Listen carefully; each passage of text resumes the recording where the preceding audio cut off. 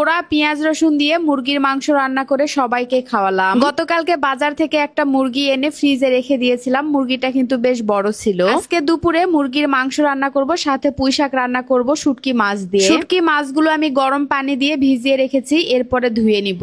এদিকে মুরগি থেকে বরফও ছেড়েছে, তারপরে আমি সামান্য একটু হলুদ দিয়ে মুরগির গায়ে ভালোভাবে মেখে নিচ্ছি। এভাবে হলুদ দিয়ে মুরগি হাঁস পোড়ালে চামড়া পুড়ে কালো হয় না, আবার মাংস খেতেও স্বাদ লাগে। অন্যান্য মুরগির চেয়ে এই মুরগির মাংস খেতে কিন্তু অনেক বেশি স্বাদ লাগে। এই তো মুরগির গায়ে ভালোভাবে হলুদ মাখানো হয়ে গেল, এখন আগুনে সেকে নিব। মুরগিটা ডিম দিত, ডিম দেওয়া মুরগির সাধারণত তেল বেশি হয়, তাই পোড়ার সময় তেল বের হচ্ছে। মুরগি তো পোড়া হয়ে গেল, উপরে যে ছোট ছোট লোম ছিল তো সেগুলো বেছে নেওয়ার পরে এখন কেটে নিচ্ছি। এই মুরগির মাংস খেতে কিন্তু অনেকটা দেশি মুরগির মতো লাগে, তবে মাংসগুলো অনেক বেশি শক্ত। যাই হোক, মাংস তো কেটে নেওয়া হয়ে গেল, আর দেখেন ভিতরে কতগুলো ডিম ছিল। ডিম দেওয়া মুরগির চর্বি যেমন বেশি থাকে তেমনই খেতেও কিন্তু স্বাদ লাগে। এখন মাংসগুলো ভালোভাবে ধুয়ে তারপরে রান্নাটা বসিয়ে দিব। আজকে সকালবেলা ঘুম থেকে উঠতে উঠতে দেরি হয়েছে, তাই সকালের খাবারটা 11:30টার দিকে খাওয়া হয়েছে। মাংসগুলো ভালোভাবে ধুয়ে নিলাম, এবার কয়েকটা পেঁয়াজ রসুন পুড়ে নিব। পেঁয়াজ রসুন গুলো একটা কড়াইয়ে একেবারে পোড়া পোড়া করে ভেজে নিব। পোড়া পেঁয়াজ রসুন দিয়ে মুরগির মাংস, হাঁসের মাংস, গরুর মাংস রান্না করলে খেতে কিন্তু অনেক বেশি স্বাদ লাগে। আমি তো মাঝে মধ্যেই পোড়া পেঁয়াজ রসুন দিয়ে মুরগির মাংস রান্না করি। পেঁয়াজের খোসাগুলো ফেলে দেওয়ার পরে হালকা করে পেঁয়াজগুলো থেতে নিলাম। রসুনগুলো গোটা গোটায় দিব, তাই রসুনগুলো না থেতে শুধু পেঁয়াজগুলোই থেতে নিলাম। সবকিছু রেডি করে নিলাম। এখন এই তো মাংসের মধ্যে একে একে মশলাগুলো দিয়ে দিচ্ছি। প্রথমে থেতা করা পেঁয়াজগুলো দিয়ে দিলাম, তারপরে সামান্য একটু কাঁচা পেঁয়াজও দিয়ে দিলাম। আমি কিন্তু সব সময় আমার হাতে তৈরি করা হলুদ গুঁড়া, মরিচ গুঁড়া দিয়েই রান্না করি। আপনারা অনেকেই জিজ্ঞেস করেন, আপু হলুদ গুঁড়া, মরিচ গুঁড়ার কালার কেমন হবে? আজকে রান্নাতেই কিন্তু আপনারা দেখতে পাবেন আমার তৈরি করা হলুদ গুঁড়া, মরিচ গুঁড়ার কালারটা আসলেই কেমন। খুবই গুরুত্বপূর্ণ একটা কথা আপনাদেরকে বলতে চাই, আপনারা যারা হলুদ গুঁড়া, মরিচ গুঁড়া এবং সরিষার তেল অর্ডার করবেন, অর্ডার করার সময় অবশ্যই আপনাদের নিজেদের নাম্বার দিবেন, এতে করে সুবিধা হয়। ডেলিভারি ম্যান আপনাদেরকে বারবার ফোন দিয়েও যদি না পায় তাহলে সেখানে বিরক্ত হওয়া খুবই স্বাভাবিক। তাই আপনাদের কাছে অনুরোধ থাকবে, প্লিজ এই ধরনের কাজ কখনোই করবেন না। এতে করে আমার ডেলিভারি চার্জ লস হয়ে যায়, আর আমার লস করে আপনাদের কোনো লাভ নেই। যাই হোক, মুরগির মাংস তো বসিয়ে দিলাম। এই পাশে শুটকি মাছ দিয়ে পুঁই শাক রান্না করব, সাথে একটু মসুর ডালও দিয়েছি। মসুর ডাল দিয়ে এভাবে পুঁই শাক রান্না করলে খেতে কিন্তু অনেক বেশি স্বাদ লাগে। তবে শুটকি মাছের চেয়ে ছোট মাছ দিয়ে রান্না করলে বেশি ভালো লাগতো, কিন্তু বাসায় ছোট মাছ ছিল না, তাই শুটকি মাছ দিয়ে রান্না করতে হচ্ছে।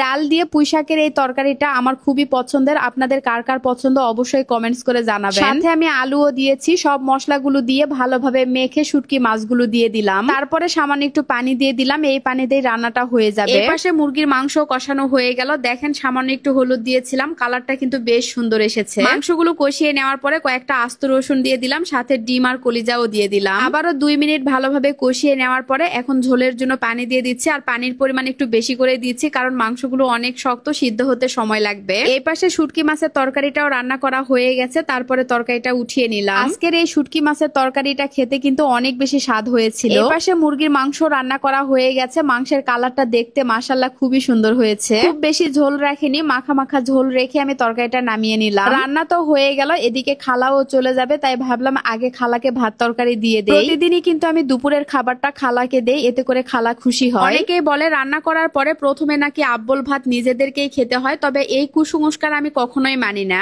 রান্না করার পরে প্রথমে আমি খালাকেই দেই, কারণ খালা চলে যায়। যাই হোক, আজকের মতো এখানেই বিদায় নিচ্ছি। সবাই ভালো থাকবেন, সুস্থ থাকবেন, আর ভিডিওটা ভালো লাগলে অবশ্যই শেয়ার করবেন। আল্লাহ হাফেজ, টাটা।